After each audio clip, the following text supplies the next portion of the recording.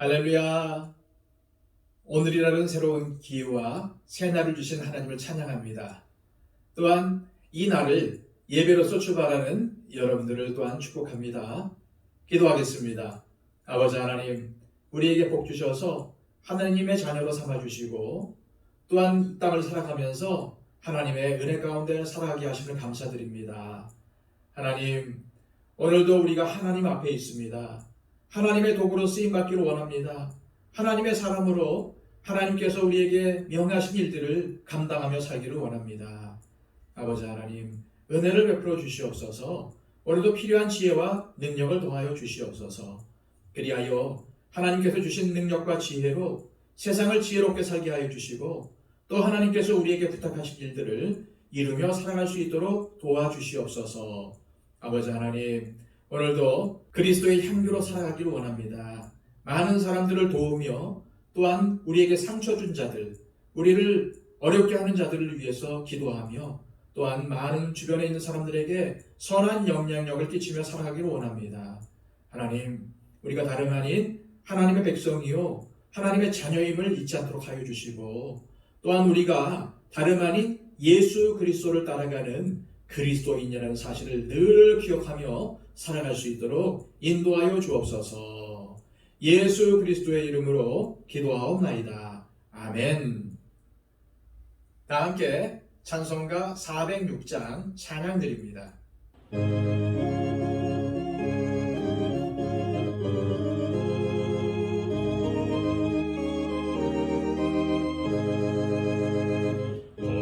내 영혼 편히 쉴 곳과 풍랑이로도 안전한 도로 폭풍까지도 다스리시는 주의 영원한 팔 의지해 주의 영원하신 팔 함께하사 항상 나를 붙드시니 어느 곳에 가든지 요동하지 않음은 주의 팔을 의지함이라. 세상 친구들 나를 버려도 예수는 함께 동행함으로 주의 은혜가 충만하리니 주의 영원한 팔 의지해 주의 영원하신 팔 함께하사 항상 나를 붙드시니 어느 곳에 가든지 요동하지 않음은 주의 팔을 의지함이라. 나의 믿음이 연약해져도 미리 예비한 힘을 주시며 위태할 때도 환도하시니 주의 영원한 팔 의지해 주의 영원하신 팔 함께하사 항상 나를 붙드시니 어느 곳에 가든지 요동하지 않음은 주의 팔을 의지함이라. 능치 못한 것 주께 없으니 나의 인생을 주께 맡기면 나의 모든 짐 대신 지시는 주의 영원한 팔 의지해 주의 영원하신 팔 함께하사 항상 나를 붙드시니 어느 곳에 가든지 요동하지 않음은 주의 팔을 의지함이라. 이 시간 우리에게 주시는 하나님의 말씀은 구약성경 사사기 5장 19절에서 31절까지의 말씀입니다. 구약성경 368쪽입니다. 왕들이 와서 싸울 때에 가나안 왕들이 무기또 물가 다락에서 싸웠으나 은을 탈취하지 못하였도다. 별들이 하늘에서부터 싸우되 그들이 다니는 길에서 시스라와 싸웠도다. 기손강은 그 무리를 표류시켰으니 이 기손강은 옛강이라. 내 영혼아 네가 힘있는 자를 밟았도다. 그때의 군마가 빨리 달리니 말굽소리가 땅을 울리도다. 여호와의 사자의 말씀에 메로스를 저주하라. 너희가 거듭거듭 그 주민들을 저주할 것은 그들이 와서 여호와를 돕지 아니하며 여호와를 도와 용사를 치지 아니함이니라 하시도다. 겐사람 헤벨의 아내 야엘은 다른 여인들보다 복을 받을 것이니 장막에 있는 여인들보다 더욱 복을 받을 것이로다. 시스라가 물을 구함에 우유를 주되 곧 엉긴 우유를 귀한 그릇에 담아 주었고 손으로 장막 말뚝을 잡으며 오른손에 일꾼들의 방망이를 들고 시스라를 쳐서 그의 머리를 뚫되 곧 그의 관자놀이를 꿰뚫었도다. 그가 그의 발 앞에 구부러지며 엎드러지고 쓰러졌고 그의 발 앞에 구부러져 엎드러져서 그 구부러진 곳에 엎드러져 죽었도다. 시스라의 어머니가 창문을 통하여 바라보며 창사를 통하여 부르짖기를 그의 병거가 어찌하여 더디 오는가, 그의 병거들의 걸음이 어찌하여 늦어지는가 하며 그의 지혜로운 시녀들이 대답하였겠고 그도 스스로 대답하기를 그들이 어찌 노략물을 얻지 못하였으리야, 그것을 나누지 못하였으리야, 사람마다 한두 처녀를 얻었으리로다. 시스라는 채색 옷을 노략하였으리니 그것은 수놓은 채색 오실이로다. 곧 양쪽에 수놓은 채색 오실이니 노략한 자의 목에 꾸미리로다 하였으리라. 여호와여, 주의 원수들은 다 이와 같이 망하게 하시고 주를 사랑하는 자들은 해가 힘있게 도둠같게 하시옵소서 하니라. 그 땅이 40년 동안 평온하였더라. 아멘. 오늘 말씀도 역시 드보라와 바락의 찬양입니다. 세종대왕께서 한글을 창제하신 후 한글을 사용하여 만든 최초의 문헌이 바로 용비어천가입니다. 이 용비어천가는 조선이라는 나라가 하늘의 명에 의해 개국이 되었다는 것을 알리고 조선이라는 나라를 영원히 이어가기 위해 갖추어야 할 임금의 덕목을 훈계할 목적으로 간행이 되었다고 합니다. 그런데 용비어천가의 가는 노래를 뜻합니다. 10권의 책으로 이루어졌지만 그 내용을 잘 기억하도록 하기 위해서 노래로 만들어서 부르도록 한 것입니다.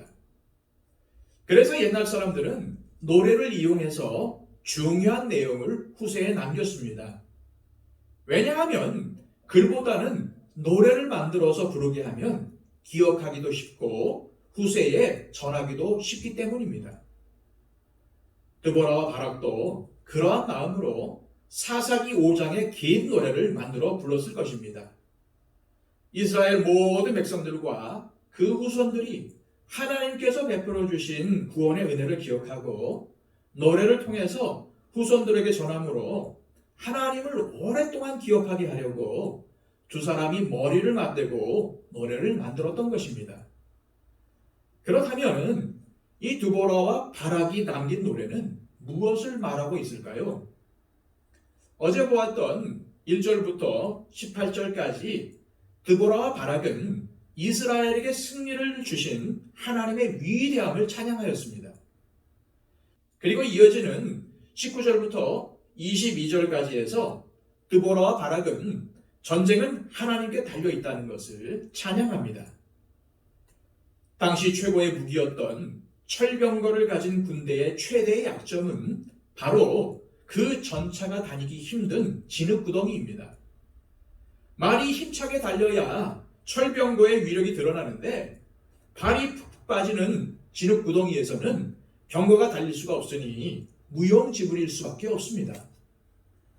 이스라엘과 드보라 그리고 바락이 무슨 힘이 있어서 그 넓은 지역에 물로 가득 채울 수 있었겠습니까? 그들이 무슨 능력으로 기손강을 넘치게 할 수 있었겠습니까? 그것은 하나님의 역사였습니다. 하나님께서 이스라엘을 대신해서 싸우신 가장 큰 은혜였던 것입니다.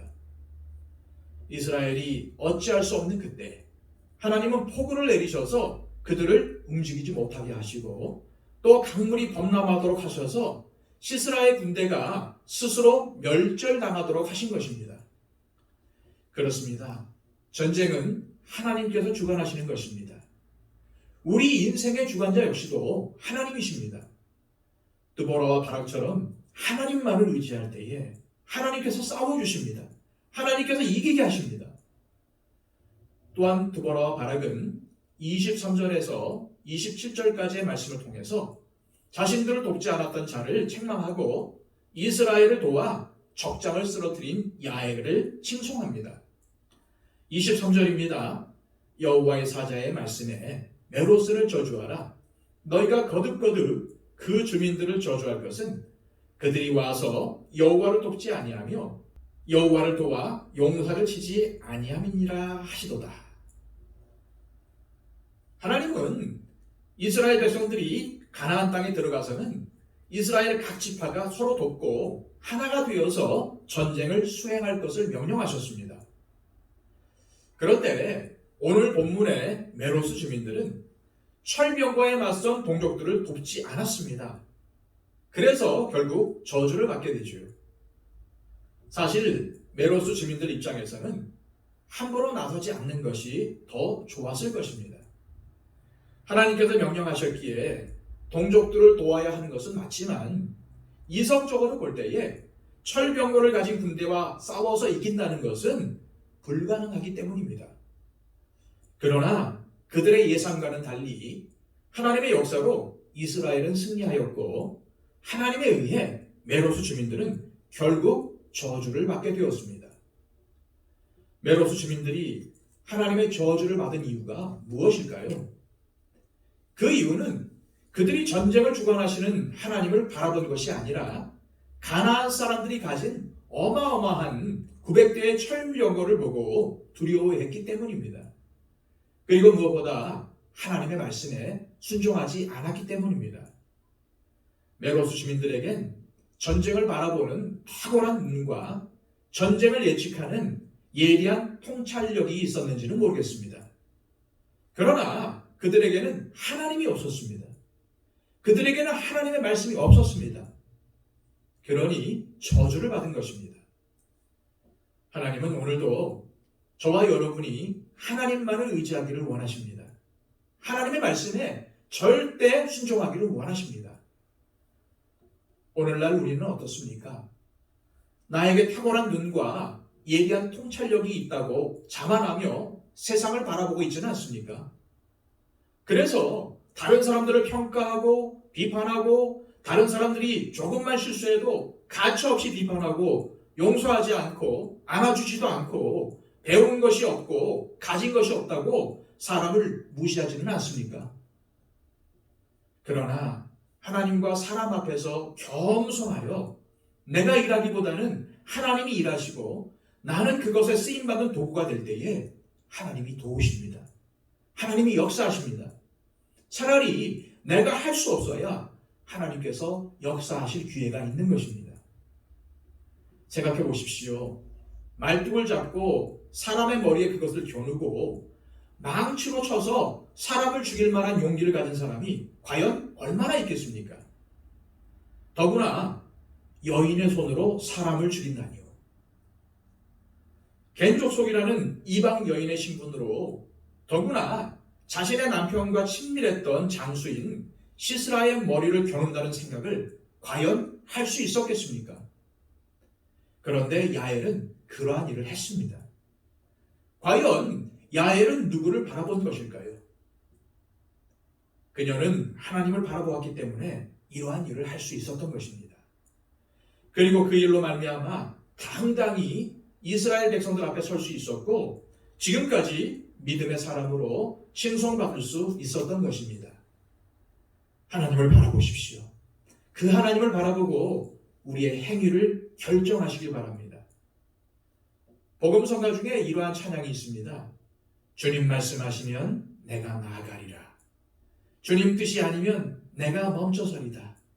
나의 가고 서는 것 주님 뜻에 있으니 오 주님 나를 이끄소서. 뜻하신 그곳에 나 있기 원합니다.